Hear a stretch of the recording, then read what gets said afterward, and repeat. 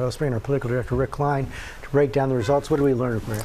Yeah, George, Nikki Haley said she needed to close the gap, but actually the opposite is what happened. She started out in Iowa losing by more than 30 points, moved over to New Hampshire, lost by about 11, then came to her home state, and guess what? She lost by 20 points. That's a big blow to her campaign. And if you look at exactly how it broke down, look, Trump swept most of the state. The only places that Haley was able to break through, the state capital of Columbia and down in the Low Country. And in fact, that's the only way she got any delegates at all, was out of that one congressional district. But that's 3 delegates out of the 50 that South Carolina awards her home state, went all Trump. And this is why, this is emblematic, I think, of the path ahead and why it's so difficult for Nikki Haley. This is the voting that happens over just the next 8 days, 20 states. It's basically a nationwide campaign right now.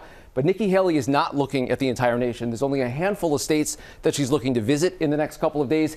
And she doesn't have a realistic chance of winning any of them. Maybe 1 or 2 delegates here or there, maybe to make a statement about Trump's vulnerabilities, but not to catch him in this race, George. Right. She can't get the delegates she needs for the nominations.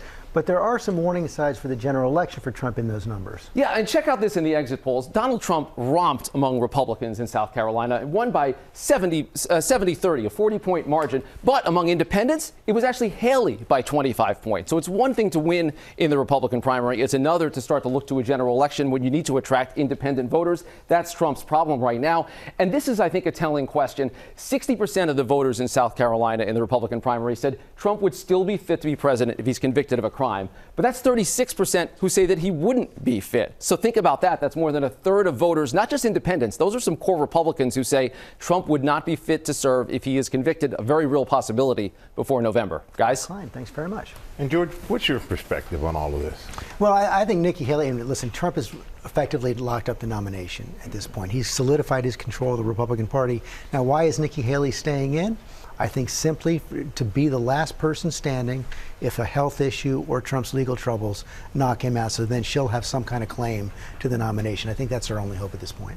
Yeah, makes a lot of sense. Yes. All right. Thank you, George.